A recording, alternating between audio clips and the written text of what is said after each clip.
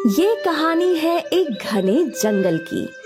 इस जंगल में कई किस्म के पेड़ और जंगली जानवर रहा करते थे।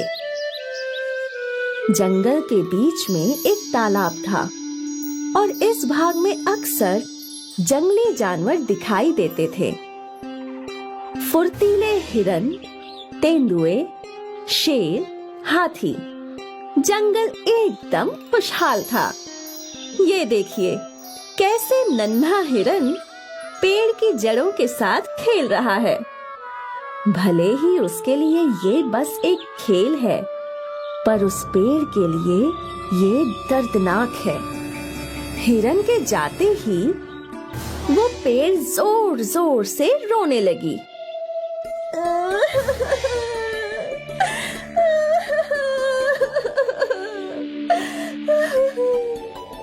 अक्सर पेड़ों को जानवरों से बहुत वेदनाएं मिला करती थीं। उस हिरन के बच्चे ने मेरी जड़ें खुरेद दी। बहन, ये देखो मेरा हाल। पक्षियों ने मुझे कितना गंदा कर दिया है। यहीं बैठते हैं और यहीं पर गंदगी भी करते हैं। हाँ, ये जानवर और पक्षी बहुत गंदे प्राणी होते हैं। मेरा बस चले तो इन्हें मेरी छाया में बैठने ही ना दूं। क्यों ना हम कुछ ऐसा करें जिससे जानवर और पक्षी हम पर बैठे ही नहीं। इन सभी पेड़ों की बातें बूढ़ा बरगद का पेड़ सुन रहा था। मुझे नहीं लगता कि ये सही होगा। हमारा जीवन और पशु पक्षियों का जीवन जुड़ा हुआ है। हम उन्हें अपनी छाया से वंचित नहीं कर सकते हैं। बरगद भाई, आप हम सब में बड़े हैं, पर आप बूढ़े हैं और आपके विचार भी बूढ़े हो चुके हैं। ये पशु पक्षी रोज हमें नुकसान करते हैं और हम चुपचाप सहते रहते हैं। ये कहाँ का न्याय हुआ? ये तो गलत बात है। हमें जानवरों और पशु पक्षियों को सबक सिखाना ही होगा, और इसके लिए मेरे पास एक उपाय है। साल के पेड़ ने अपनी योजना सभी पेड़ों को सुनाई। सबके चेहरों पर मुस्कान आ गई, सिवाय बरगद के पेड़ के। बरगद का पेड़ सहमत नहीं था। मुझे ये सब सही नहीं लग रहा। हमें ये नहीं करना चाहिए। भैया, आप तो रहने ही दीजिए। आपको तो हर चीज में बुराई दिखती है। पर इससे सब कुछ उथल पुथल हो जाएगा। ये गलत है। हम ये करके ही रहेंगे। आपको ये नहीं करना है तो आप ना कीजिए, पर हमारे रास्ते में रोड़ा भी मत बनिए। समझ गए आप? सारे पेड़ों ने बरगद के पेड़ की बात नहीं सुनी और वो अपने फैसले पर डटे रहे। कुछ देर बाद एक तेंदुआ साल के पेड़ के साए में बैठ गया। साल का पेड़ इस ताक में था और फिर अचानक साल का पेड़ जोर जोर से हिलने लगा। उसके पत्ते गिरने लगे और एक टहनी टूटकर तेंदुए के सिर पर गिरी और वो डर के मारे भाग गया। देखा मेरा कमाल? मजा आ गया। ये तो बहुत बढ़िया था। अब से हम ऐसा ही करेंगे। क्या इससे पक्षी भी भागेंगे? जब इतना बड़ा तेंदुआ डर से कांप सकता है, तो पक्षी तो बहुत छोटी चीज है मेरे भाई। हाँ, बिल्कुल सही। कुछ देर बाद संतरे के पेड़ पर कुछ पक्षी आकर बैठे। साल भैया, मुझे देखो। संतरे के पेड़ ने भी वही किया। वो जोर जोर से हिलने लगी। उसने अपनी टहनियां हिलाई और सारे पक्षी फुर से उड़ गए। वाह वाह, ये तो बहुत बढ़िया है। देखो सब कैसे भाग गए। बहुत अच्छे। ये सब गलत है, ऐसा मत करो। हम तो ऐसा ही करेंगे। आपको पशु पक्षियों को सहारा देना है तो आप दीजिए। एक बार फिर पेड़ों ने बरगद के पेड़ की बात नहीं सुनी। अगली बारी आम के पेड़ की थी। आम के पेड़ पर बंदर आया। आम ने अपनी टहनी से बंदर की पिटाई की। बेचारा बंदर डर के मारे भाग गया। आज पहली बार मुझे खुशी मिल रही है। ये बंदर मेरे आम पकने से पहले ही तोड़कर खाने लगते थे। आज इसे सबक सिखाकर मजा आ गया। तो तय रहा, आज से हम किसी भी पशु पक्षी को हमारी छाया में बैठने नहीं देंगे और ना ही उन्हें हमें नुकसान पहुंचाने देंगे। बिल्कुल सही।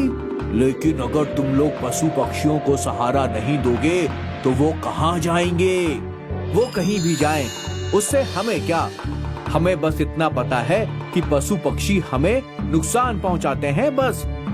बरगद के पेड़ ने एक और कोशिश की। इस बार भी उसकी बात किसी ने नहीं सुनी। उस दिन से वो तीनों पेड़ पशु और पक्षियों को डराकर भगाने लगे। धीरे धीरे पशु पक्षी वहाँ कम आने लगे। अब वहाँ बिल्कुल शांति थी। कितना अच्छा लगता है ना? यहाँ बस हम हैं और कोई नहीं। कोई भी हमें परेशान नहीं कर सकता। इसी को तो खुशहाल जीवन कहते हैं। नहीं, ये खुशहाल नहीं है, ये वीराना है। पशु पक्षी और हमें सृष्टि ने एक साथ जोड़ा है, क्योंकि हमारा जीवन जुड़ा हुआ है। तुमने ये सब करके बड़ी परेशानी को न्योता दिया है। कौन सी परेशानी बड़े भाई साहब? हमें तो कोई परेशानी नहीं दिखाई दे रही। लगता है परेशानी बड़े भैया के दिमाग में है। बरगद का पेड़ बहुत चिंतित था। वो जानता था कि ये सब गलत है और कुछ बहुत बुरा जरूर होगा। खैर, कुछ दिन बीत गए और एक दिन यहाँ 2 लकड़हारे आए। लकड़हारे को देखकर सभी पेड़ चिंतित हो गए। ये यहाँ क्यों आए हैं? अब तक तो ये लोग कभी नहीं आए। ये सब तुम्हारी गलती है। तभी लकड़हारे आपस में बात करने लगे। मैं कब से जंगल के इस भाग में आना चाहता था। तो आए क्यों नहीं? क्योंकि अक्सर यहाँ जंगली जानवर आराम करते रहते थे। ये यहाँ तेंदुए, जंगली बंदर, जंगली हिरन, भालू और भी कई जंगली जानवर आश्रय लेते थे। तो अब वो सब कहाँ है? क्या पता, कुछ हफ्तों से मुझे कोई भी जंगली जानवर दिखाई ही नहीं दिया। अच्छा है ना? बहुत अच्छा है। यहाँ के मोटे मोटे पेड़ देख, इन्हें काट कर बेचूंगा तो कितना मुनाफा होगा। वो तो है, शायद हमें कई महीनों तक काम करने की जरूरत ही ना पड़े। हाँ, और सोचो, अगर ये सारे पेड़ काट लिए तो 1 महीने के अंदर हम लोग लखपति बन जाएंगे। ये तो बहुत अच्छी बात है भाई। फिर देर किस बात की, कटाई शुरू करते हैं। लकड़हारों की बात सुनकर सारे पेड़ डर गए और रोने लगे। आप सही कह रहे थे, ये सब हमारी गलती की वजह से हुआ। अगर वो जंगली जानवर यहाँ होते तो ये लकड़हारे यहाँ नहीं आते। हमसे बहुत बड़ी गलती हो गई और इसकी सजा हमें जरूर मिलेगी। लकड़हारे साल के पेड़ को काटने के लिए अपनी कुल्हाड़ी को धार लगाने लगे। ये देखकर साल का पेड़ घबरा गया। भले ही तुमसे गलती हुई है, पर मैं तुम्हें कुछ नहीं होने दूंगा। पर कैसे? जो करिश्मा तुमने दिखाया वही मैं दिखाऊंगा। इतना बोलकर बरगद का पेड़ जोर जोर से हिलने लगा। उसके पत्ते हवा के साथ उड़ने लगे और उसकी शाखाएं यहाँ वहाँ घूमने लगी। बरगद ने अपनी शाखाओं से लकड़हारों पर हमला कर दिया। बरगद अपनी शाखाओं से लकड़हारों को पीटने लगा। ये सब क्या हो रहा है? हे भगवान! लगता है इस पेड़ में कोई भूत है। बचाओ, अपनी जान बचाओ। भूत भूत भूत! अरे भूत भूत भूत! लकड़हारे भूत भूत चिल्लाते हुए गांव की ओर भाग गए। यहाँ साल का पेड़ बहुत शर्मिंदा था। हमने आपको इतना बुरा भला बोला, फिर भी आपने हमारी जान बचाई। हमें माफ कर दीजिए। हम अपनी गलतियों के लिए शर्मिंदा हैं भाई साहब। कोई बात नहीं, तुम सबको अपनी गलतियाँ समझ आ गईं, यही बहुत बड़ी बात है।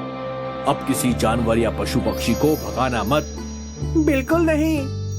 लकड़हारों ने इंसानों में ये बात फैला दी कि बरगद के पेड़ में भूत रहते हैं। पर यहाँ जंगल में बरगद का पेड़ खुश था कि उसने अपने साथियों की रक्षा की। एक बार फिर पशु पक्षी उन पेड़ों पर लौट आए। फिर कभी किसी लकड़हारे ने जंगल के इस भाग में जाने की हिम्मत नहीं की। आखिर अंत भला तो सब भला।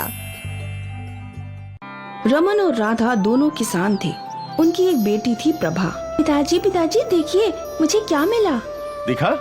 राधा ने अपनी बंद मुट्ठी खोली। ये तो पुराना सिक्का है। ये तुझे कहाँ से मिला? यही अपने खेत में, शायद दादाजी का गिर गया होगा और अब जाकर मुझे मिला हो। तभी राधा भी वहाँ आ गई। दिखा जरा। प्रभा ने वो सिक्का अपनी माँ को दिखाया। ये तो बहुत पुराना है। सुना है ऐसे पुराने सिक्के बड़े महंगे दामों पर बिकते हैं। हाँ, पर इसका क्या दाम होगा? वो तो वहीं जाकर पता चलेगा।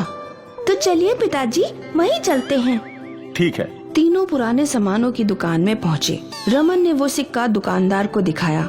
दुकानदार ने उस सिक्के को अच्छे से देखा। है तो ये असली। मैं इसके 10,000 रुपए से ज्यादा नहीं दे सकता। 10,000? ठीक है, दे दो। 10,000 सुनते ही राधा और प्रभा भी खुश हो गए थे। पैसे लेकर तीनों दुकान से बाहर निकले। अब पापा मुझे कुछ खिलौने और कपड़े खरीद दो ना। ठीक है मेरी लाडली। अरे मेरे लिए भी एक साड़ी खरीद लो। बस एक ही। मैं सोच रहा हूँ कि ज्यादा से ज्यादा पैसे सेठ जी को लौटा दो। जल्द से जल्द उनका कर्ज चुकता करना है। ठीक है। प्रभा ने अपनी पसंद की फ्रॉक खरीदी और राधा ने साड़ी। और फिर कुछ खिलौने और मिठाई खरीदकर तीनों घर की ओर लौट आए। मैं ये बचे हुए 9,000 सेठ जी को देकर आता हूँ। हाँ, तब तक मैं खाना बनाती हूँ। सेठ अपने सोफे पर बैठा था। रमन उसके पास गया। ये लीजिए सेठ जी, ये 9,000 रुपए हैं। बाकी भी जल्दी लौटा दूंगा। हाँ ठीक है। अब आती हुई लक्ष्मी को कौन मना करता है। लाओ लाओ लाओ लाओ लाओ दो। रमन सेठ को 10,000 रुपए देकर चला गया। जब वो घर पहुंचा तो उसने भगवान जी के सामने हाथ जोड़ लिए। भगवान जी धन्यवाद, आपका बहुत बहुत धन्यवाद। जल्द से जल्द मेरा ये कर्ज चुकता करवा दो ताकि मेरा ये पुश्तैनी घर फिर से मेरा हो जाए। आज तीनों बहुत खुश थे क्योंकि उन्हें बिना मेहनत के 10,000 रुपए मिल गए थे। इस बात को अभी 1 महीना ही बीता था कि सेठ अपने आदमियों के साथ रमन के घर गया। रमन, रमन। जी सेठ जी बोलिए। देख, तेरे लिए हुए कर्ज का ब्याज 1 लाख रुपए हो चुका है और कर्जा 1 लाख और तेरी बोली हुई मुद्दत भी खत्म हो गई है। पर उस 1 लाख मुद्दत में आपको चुका तो दिया है सेठ जी। अरे वो तो तेरा ब्याज था। कुल ब्याज 2 लाख था जिसमें से 1 लाख बचा है। ये तो नाइंसाफी है। अब जो भी है, कर्ज लेते वक्त तूने खुद ये एग्रीमेंट पेपर पर साइन किए थे जिसमें लिखा है कि मैं तुझे 1 लाख कर्ज दे रहा हूँ जिस पर 2 लाख ब्याज होगा। कुल मिलाकर 3 लाख। और अगर तू मुझे ये पैसे नहीं लौटा पाया तो ये घर मेरा। सेठ जी हम पर दया कीजिए। ये घर ही हमारा सब कुछ है। ये तो मेरा धंधा है बहन, और धंधे में भाई बंदी नहीं करता मैं। आप लोगों की मुद्दत खत्म होने में अभी भी 10 दिन है। 10 दिनों में 2 लाख रुपए दे दो और ये घर वापस ले लो। है?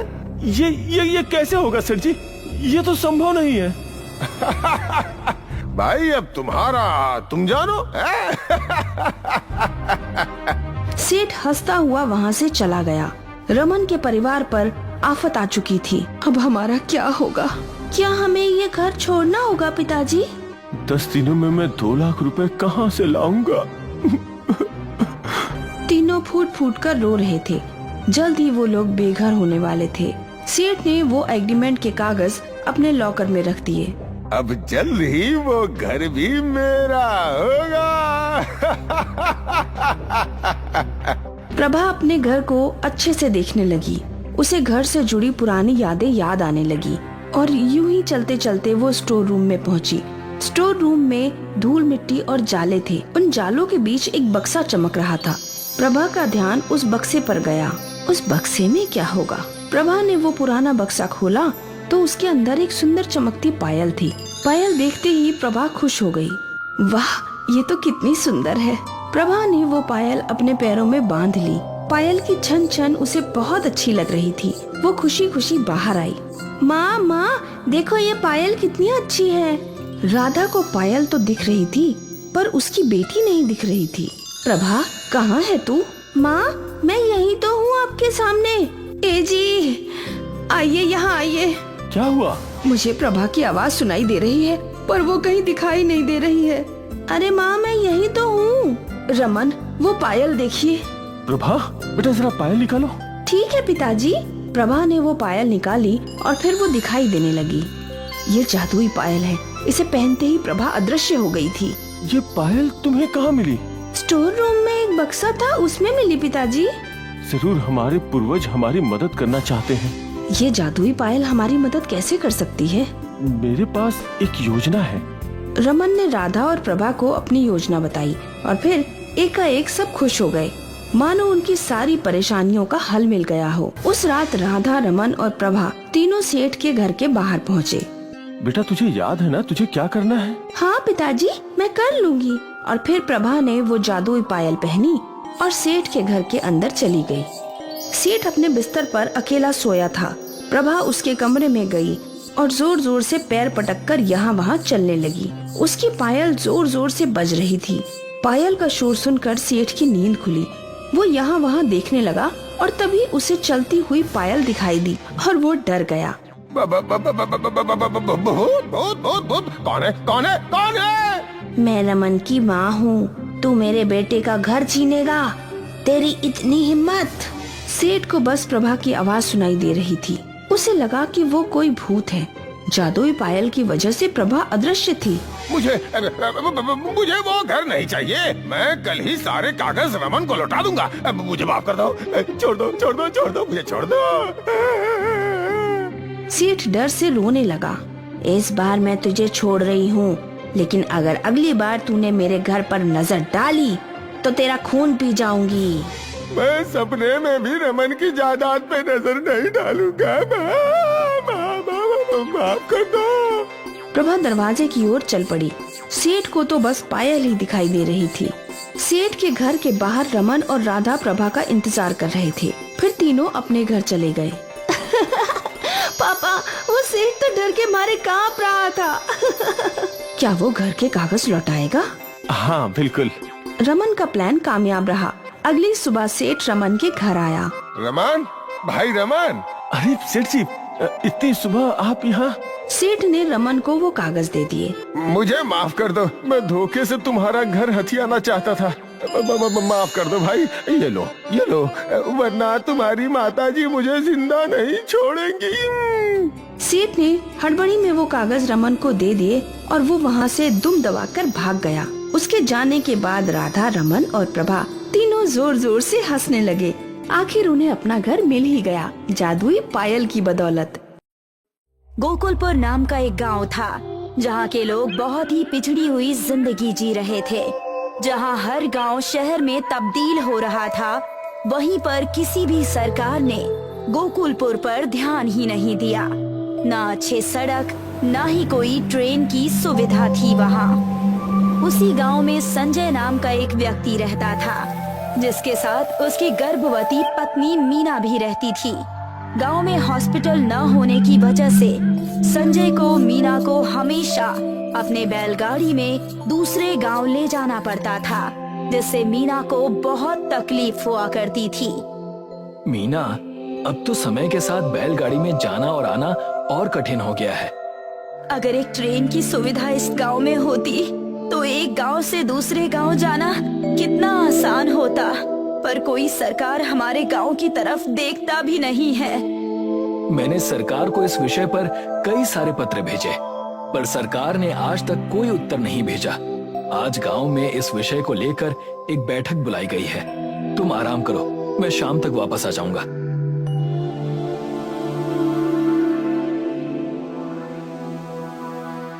ना सरकार ढंग का रास्ता बना रही है और ना ही ट्रेन की सुविधा दे पा रही है। इतने पत्र सरकार को भेजने के बाद भी एक भी उत्तर वहां से नहीं आया। उन्हीं गांव वालों के बीच रमेश नाम का एक व्यक्ति बैठा था, जो कि गांव का मुखिया बनना चाहता था। अरे कोई बात नहीं मुखिया जी, हम एक गांव से दूसरे गांव बैलों से भी तो जा सकते हैं। हमें ट्रेन या रास्ते की कोई जरूरत नहीं है। नहीं, ऐसा नहीं है मुखिया जी। मेरी पत्नी मीना गर्भवती है और अस्पताल दूसरे गांव में है, और वहां जाने के लिए हमें पहाड़ों वाले रास्ते से जाना पड़ता है, और उसमें बहुत खतरा है, और साथ ही साथ तकलीफों का भी सामना करना पड़ता है। तुम्हारी बैलगाड़ी ही खराब होगी, इसीलिए तुम्हें इतनी तकलीफ हो रही होगी।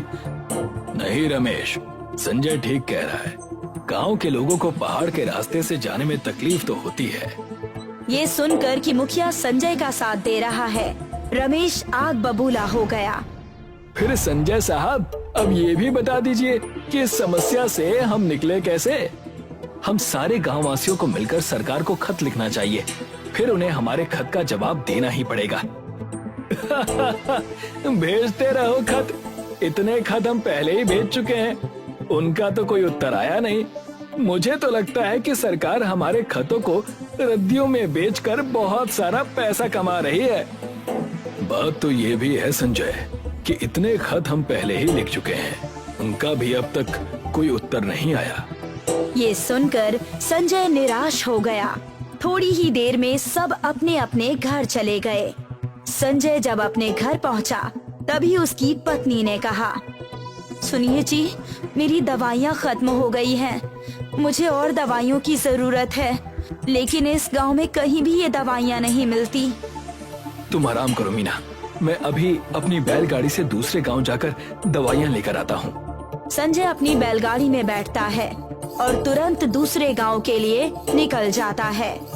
थोड़ी देर बाद उसे एक बूढ़ा व्यक्ति मिलता है, जिसके हाथ में पाइप से बनी हुई छड़ी होती है। वो बूढ़ा व्यक्ति पहाड़ों के रास्ते से दूसरे गांव जा रहा होता है। संजय उसे देखकर कहता है, चाचा जी, आप कहाँ जा रहे हैं? आ जाइए, मैं आपको छोड़ देता हूँ। यहाँ से दूसरा गांव बहुत दूरी पर है। आ जाइए, मैं आपको छोड़ देता हूँ। पर बेटा, मेरे पास तुम्हें देने के लिए कुछ भी नहीं है। कोई बात नहीं चाचा जी, मुझे आपसे कुछ नहीं चाहिए। आ जाइए, मेरी बैलगाड़ी पर बैठ जाइए। वो बूढ़ा व्यक्ति संजय के गाड़ी में बैठ जाता है। बूढ़ा व्यक्ति संजय का उतरा हुआ चेहरा देखकर पूछने लगता है, क्या हुआ बेटा, तुम्हें कोई चिंता सता रही है? अब क्या बताऊं चाचा जी, मेरे गांव में एक बड़ी समस्या है। हमारे गांव में ना ही अस्पताल है और ना ही कोई सुविधा। हमें हर काम के लिए दूसरे गांव जाना पड़ता है, जो बहुत ही कठिन काम है। मैंने सरकार को ट्रेन के लिए इतने सारे खत लिखे, पर सरकार की तरफ से एक भी खत का उत्तर वापस नहीं आया। ऊपर से हमेशा एक डर सर पर रहता है कि मेरी पत्नी गर्भवती है, उसे हर महीने अस्पताल ले जाना और लाना पड़ता है। उसके साथ कहीं कुछ गलत ना हो जाए। बस एक ट्रेन की सुविधा गांव में हो जाती तो सब ठीक हो जाता।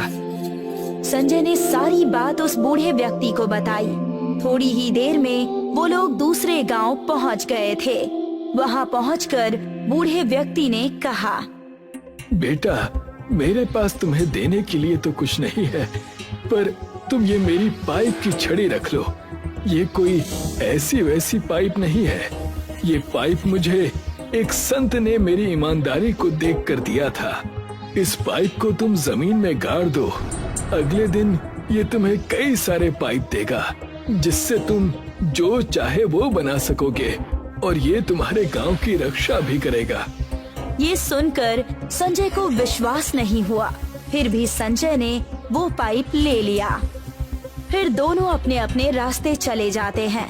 संजय दवाई लेकर अपने घर चला जाता है और अपनी पत्नी से कहता है, ये लो मीना, दवाई खा लो। मीना संजय के हाथ में पाइप देखकर पूछती है, ये आपके हाथ में किस तरह का पाइप है जी? ये पाइप मुझे एक बूढ़े व्यक्ति ने दी है। संजय अपनी पत्नी मीना को सारी बात बताता है जो उसके साथ घटी थी, जिस पर मीना कहती है, आप आज ही इस पाइप को जमीन के नीचे गाड़ दीजिए। क्या तुम्हें लगता है कि ये पाइप जादुई है? ये तो मुझे भी नहीं पता, पर अगर ये बात सच हुई तो गांव का कल्याण हो जाएगा ना? ये सुनकर संजय पाइप को जमीन में गाड़ देता है। और जैसे ही सुबह होती है वैसे ही वहाँ एक पेड़ पर कई सारे पाइप लगे होते हैं, जिसे देखकर संजय हक्का बक्का रह जाता है और कहता है, ये तो सच में जादुई पाइप है। मैं अभी जाकर मुखिया और सारे गांव वालों को बुला कर लाता हूँ। संजय मुखिया और गांव वालों को बुलाता है और सारी बात बताता है, जिस पर मुखिया कहता है, ये तो बहुत ही अच्छी चीज है, मगर हम इतने सारे पाइप का करेंगे क्या? ये पाइप ऐसी वैसी पाइप नहीं है। इस पाइप से हम जो भी बनाएंगे वो चीज बन जाएगी। लेकिन हम इससे क्या बनाने वाले हैं? हम सब मिलकर इस पाइप से एक ट्रेन बनाएंगे जो हमें दूसरे गांव से जोड़कर रखेगी। ये सुनकर सारे गांव वाले खुश हो गए और ट्रेन बनाने लगे। थोड़ी ही देर बाद ट्रेन बनकर तैयार हो गई। वाह, इस ट्रेन के बाद अब हमारी सारी समस्या खत्म हो जाएगी। सामान लाना ले जाना सब आसान हो जाएगा और इस गांव की प्रगति भी होगी। सही कहा आपने।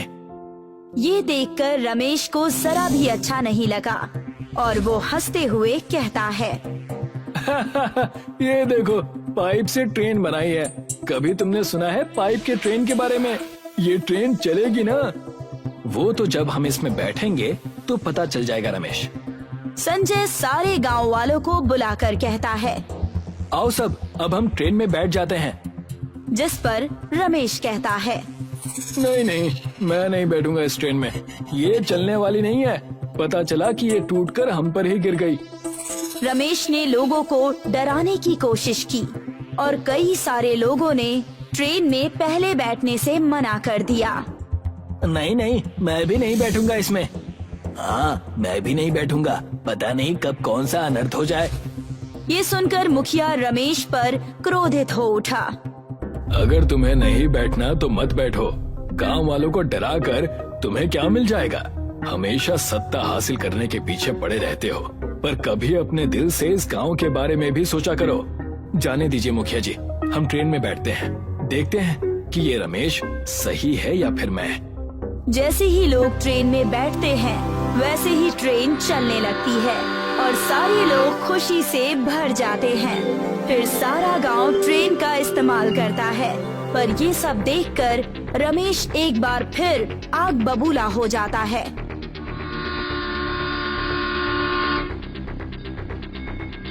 ये ट्रेन जब से आई है तब से सभी गांव वाले इस मुखिया और संजय की तारीफों के पुल बांध रहे हैं। ऐसा ही चलता रहा तो मैं कभी भी इस गांव का सरपंच नहीं बन पाऊंगा। रमेश कुछ गांव के लोगों को जमा करता है और उनसे कहता है, मुझे ये ट्रेन, मैं किसी भी हाल में इस ट्रेन को इस गांव में चलने नहीं दे सकता। हम आज ही रात जब सब सो जाएंगे तो इस जादुई पाइप की ट्रेन पर तेल डालकर आग लगा देंगे और फिर जब मैं मुखिया बनूंगा तब तुम सबको एक अच्छी नौकरी दे दूंगा। ये सुनकर वो लोग रमेश के साथ हो जाते हैं और जैसे ही रात होती है वैसे ही रमेश और वो लोग ट्रेन में तेल लेकर घुसते हैं और फिर रमेश कहता है, बहुत पाइप की ट्रेन कर रहे थे ना, आज इसका काम यहीं तमाम कर देता हूँ। पर जैसे ही रमेश और वो लोग पाइप के ट्रेन में आग लगाने की कोशिश करते हैं वैसे ही ट्रेन के कुछ पाइप जादुई तरीके से बाहर आकर उन्हें पीटने लगते हैं। अरे ये क्या हो रहा है हमारे साथ? ये कैसे? ये तो नामुमकिन है। फिर वो पाइप ट्रेन में ही जेल बनाकर उन्हें कैद कर लेती है और जब अगली सुबह होती है तो संजय और मुखिया ट्रेन में चढ़ते हैं और रमेश को कैद देखते हैं। अरे ये क्या? तुम और ये लोग यहाँ क्या कर रहे हैं? मैं समझ गया मुखिया जी, इनके हाथों में तेल है। जरूर ये लोग इस ट्रेन को नुकसान पहुँचाने आए होंगे। तब मुखिया रमेश से पूछता है, क्या ये बात सच है रमेश? नहीं, ये बात सच नहीं है। मैं तो सिर्फ इस ट्रेन में बैठने आया था। जैसे ही रमेश ये झूठ बोलता है वैसे ही एक पाइप उसके सिर पर पड़ती है। नहीं, ये सच नहीं है, वरना ये पाइप की ट्रेन ऐसा नहीं करती। मुझे माफ कर दीजिए मुखिया जी और संजय, मैं सत्ता के लालच में अंधा हो गया था और इस ट्रेन को जलाने वाला था। मुझे मेरे किए पर पछतावा है। मैं फिर ऐसा कुछ कभी नहीं करूँगा। ये सुनकर गांव वाले चिल्लाकर कहने लगते हैं, गांव से निकाल दो इसे, गांव से निकाल दो इसे। रमेश, तुम आज और इसी वक्त इस गांव से निकाले जाते हो। मुखिया जी, मुझे लगता है हमें रमेश को एक और मौका देना चाहिए। उसे उसके किए पर पछतावा है। ये सुनकर मुखिया कहता है, अगर तुम कहते हो तो रमेश को एक मौका और देते हैं, पर ध्यान रहे रमेश, अगर ऐसी गलती वापस हुई तो तुम्हें इस गांव से हमेशा हमेशा के लिए निकाल दिया जाएगा। और ये सुनकर रमेश सबसे माफी मांगता है। तुम्हारा बहुत बहुत शुक्रिया संजय। कोई बात नहीं रमेश, तुम्हें अपने किए पर पछतावा है। मैं बस इसी बात से बहुत खुश हूँ। बौरा गांव में एक छोटा सा स्कूल है जो कि बहुत साल पुराना है। स्कूल की हालत बहुत खराब है। बच्चों के बैठने वाली बेंच टूटी हुई है और उन पर दीमक लगी हुई है। ब्लैक बोर्ड पर दरारें पड़ी हुई हैं। साथ ही बारिश के मौसम में स्कूल की छत से पानी भी टपकता है। बच्चों, जल्दी से अपना होमवर्क चेक करवा लो। अभी बारिश होने वाली है, नहीं तो तुम्हारी कॉपियाँ भीग जाएंगी। बारिश में कॉपी भीग जाने के डर से सभी स्टूडेंट्स अपना होमवर्क चेक कराने के लिए टीचर के पास जाते हैं। टीचर सभी बच्चों का होमवर्क चेक करती हैं और उन्हें नया होमवर्क देकर घर भेज देती हैं। ठीक है बच्चों, कल सब अपना होमवर्क करके आना और अभी सीधे घर चले जाओ। कोई भी मुझे रास्ते में घूमता हुआ नहीं दिखना चाहिए, क्योंकि बारिश तेज होने वाली है और बारिश में भीग जाओगे तो तबीयत खराब हो जाएगी। ठीक है मैडम, हम सब स्कूल से डायरेक्ट घर चले जाएंगे। सभी स्टूडेंट घर चले जाते हैं और उनके जाने के बाद मैडम भी स्कूल के सभी दरवाजे और खिड़कियां बंद करके ताला लगा देती हैं और अपने घर चली जाती हैं। सबके चले जाने के बाद तेज बारिश होती है और साथ ही आंधी तूफान भी आता है। तेज तूफान के चलते स्कूल टूटकर नीचे गिर जाता है। अगले दिन जब मैडम स्कूल आती हैं तो देखती हैं कि स्कूल पूरी तरह से खत्म हो चुका है। लो, अब यही देखना बाकी रह गया था। जैसे तैसे करके हम लोग इस स्कूल में काम चला रहे थे, अब तो वो भी नहीं रहा। अब बच्चों को कैसे पढ़ाऊंगी? टीचर गांव के मुखिया के पास जाती है और उनको इस बारे में बताती है। मुखिया जी, हमारा स्कूल तूफान की वजह से टूट गया है। हमें स्कूल के लिए नए बिल्डिंग की जरूरत है। क्या आप हमारी कुछ मदद कर सकते हैं? मेरे पास तो इतने पैसे हैं नहीं कि मैं नई बिल्डिंग बनवा सकूं, पर हम लोग सरकार से स्कूल बनवाने के लिए अर्जी दे सकते हैं। आप एक अर्जी लिख दीजिए, मैं उस पर साइन करके गांव प्रधान की मुहर लगाकर कार्यालय में जमा करवा दूंगा। ठीक है? टीचर स्कूल की बिल्डिंग बनवाने के लिए एक एप्लीकेशन लिखकर मुखिया को देती है। मुखिया उस पर प्रधान की मुहर लगाकर उसको अपने नजदीकी सरकारी ऑफिस में जमा कर देता है। कुछ दिनों के बाद एक सरकारी इंजीनियर स्कूल का नक्शा बनाने और जगह का मुआयना करने गांव में आता है। ये लीजिए मैम, मैंने नए स्कूल का नक्शा बना दिया है। मैं इसकी एक कॉपी ऑफिस में जमा कर दूंगा। जैसे ही सरकार की तरफ से बजट पास होगा, नया स्कूल बनने का काम शुरू हो जाएगा। टीचर को नए स्कूल का नक्शा देने के बाद इंजीनियर वहाँ से चला जाता है और सरकारी ऑफिस में स्कूल का नक्शा दे देता है, पर सरकारी अफसर इस विषय पर कोई भी ध्यान नहीं देते और बहुत समय गुजर जाने के बाद भी स्कूल बनने का काम शुरू नहीं होता है। कई महीने इंतजार किया, अब तो 1 साल होने को है। अभी तक नया स्कूल बनने का कोई संकेत तक नहीं है। मुझे तो नहीं लगता कि सरकार हमारे लिए स्कूल बनवा कर देगी। टीचर इस बारे में इंजीनियर से बात करने के लिए उसके ऑफिस जाती है। आइए मैडम, बैठिए, मैं आपके पास ही आने वाला था। सर, वो हमारे स्कूल की बिल्डिंग का काम कब से शुरू होगा? 1 साल बीत चुका है। बच्चों के भविष्य का सवाल है।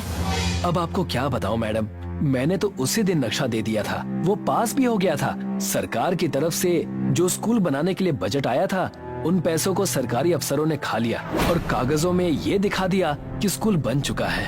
अच्छा, तो ये बात है। सरकारी अफसरों से और उम्मीद भी क्या की जा सकती है? इन लोगों ने तो बच्चों के भविष्य को भी नहीं छोड़ा। कम से कम इस स्कूल का पैसा तो छोड़ देते, बेचारे बच्चों का भला हो जाता। मैं माफी चाहता हूँ मैडम, आपके बच्चों का भविष्य खराब हो गया, पर इसमें मेरी कोई गलती नहीं है।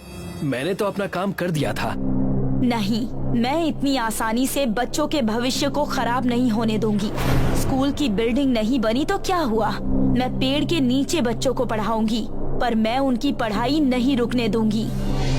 अगले दिन से टीचर सभी को एक बड़े पेड़ के नीचे पढ़ाना शुरू करती है। सभी बच्चे अपने इस तरह की क्लास से बहुत खुश थे, पर तभी अचानक से बारिश शुरू होती है और बच्चे बारिश से बचने के लिए इधर उधर भागने लगते हैं। अरे कहाँ जा रहे हो? आराम से बच्चों, बारिश में फिसलना मत। कुछ बच्चे पास में पड़े एक खराब रिक्शा के अंदर बैठ जाते हैं। मैडम भी रिक्शा के अंदर चली जाती हैं और आगे ड्राइवर की सीट पर बैठकर बच्चों को पढ़ाने लगती हैं। ये तो हमें अच्छी जगह मिल गई है बच्चों, हम लोग यहाँ बैठकर भी पढ़ाई कर सकते हैं। पर मैडम, इस रिक्शा में तो सिर्फ हम 4 लोग ही पढ़ाई कर सकते हैं, बाकी के स्टूडेंट्स कैसे पढ़ेंगे? इस बारे में कुछ सोचना पड़ेगा। मैं कोई उपाय निकालती हूँ। तुम आज का अपना लेसन कंप्लीट करो और घर चले जाओ। मैं कल तक नए स्कूल का इंतजाम करती हूँ। सभी बच्चों के जाने के बाद मैडम एक रिक्शा मैकेनिक के पास जाती हैं। मुझे बच्चों के लिए एक नया स्कूल बनाना है, क्या तुम मेरी मदद कर सकते हो? मैं रिक्शा मैकेनिक हूँ मैडम, कोई बिल्डिंग बनाने वाला मिस्त्री नहीं हूँ जो आपके लिए स्कूल बना कर दे दूँ। मुझे रिक्शा का ही स्कूल बनाना है, पत्थर का नहीं, इसीलिए तो तुम्हारे पास आई हूँ। रिक्शे का स्कूल? पर कैसे? मैंने तो आज तक कभी भी रिक्शा का स्कूल ना देखा है और ना ही सुना है। पहली बार आपके मुंह से ही सुन रहा हूँ। मैडम, मैं गरीब आदमी हूँ, ये देखकर आप मेरे साथ मजाक तो नहीं कर रही? और अगर मजाक नहीं कर रही हैं, तो आप खुद ही बता दीजिए कि रिक्शा का स्कूल कैसे बना सकते हैं। देखो, वहाँ पर बहुत टाइम से कुछ खराब रिक्शे पड़े हैं, क्या तुम उन सभी को जोड़कर एक ऐसा रिक्शा स्कूल तैयार कर सकते हो जिसमें मेरे सभी स्टूडेंट्स एक साथ मिलकर पढ़ सकें? अच्छा, तो ऐसी बात है, आपने पहले क्यों नहीं बताया? ये तो मैं अच्छे से कर सकता हूँ, आप सिर्फ मेरा कमाल देखते जाइए। मैं सभी खराब रिक्शा को जोड़कर एक ऐसी पाठशाला बनाऊंगा कि आप देखते रह जाएंगे। अब वो मैकेनिक सभी खराब पड़े रिक्शा को एक जगह पर इकट्ठा करता है और वेल्डिंग करके जोड़ देता है। ये लीजिए मैडम, आपका रिक्शा स्कूल चकाचक बनकर तैयार हो गया है। पढ़ने के लिए ब्लैक बोर्ड फिट कर दिया है। बहुत बहुत धन्यवाद। तुम्हारा जो भी बिल हुआ है वो मुझे दे दो, मैं पे कर देती हूँ। कैसी बात कर रही हैं मैडम आप बच्चों के भविष्य के लिए इतना कुछ कर रही हैं और मैं इतना भी काम फ्री में नहीं कर सकता क्या? और वैसे भी मेरी बेटी सुधा को तो आप ही पढ़ाती है ना। ठीक है, फिर मैं चलती हूँ, बच्चों के स्कूल का टाइम हो रहा है। अब टीचर रिक्शा स्कूल की ड्राइविंग सीट पर बैठकर उसको चलाने लगती है और बच्चों के घर जाकर उनको पिक करती है।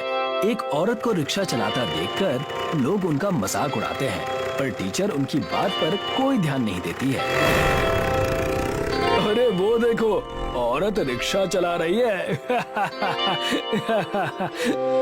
अब टीचर सभी स्टूडेंट को उनके घर से पिक करती है और सभी को रिक्शा स्कूल के अंदर पढ़ाती है और छुट्टी होने पर सभी को घर पर ड्रॉप कर देती है। सभी बच्चे भी मन लगाकर पढ़ाई करते हैं और एग्जाम में टॉप करते हैं। ये देखो बच्चों, हमारे स्कूल के बारे में न्यूज़पेपर में आर्टिकल छपा है, सभी ने टॉप किया है, इसलिए सभी स्टूडेंट्स को नई क्लास के लिए शुभकामनाएं। अब ये बात सभी जगह फैल जाती है कि एक टीचर स्कूल ना होने की वजह से रिक्शा में घूम घूम कर बच्चों को पढ़ाती है। सरकार के कानों तक जब ये बात पहुंचती है तो सरकार उन घुसखोर अफसरों को नौकरी से निकाल देती है जिन्होंने स्कूल बिल्डिंग का पैसा खाया था और टीचर को उसके इस नेक काम के लिए अवार्ड से सम्मानित करती है।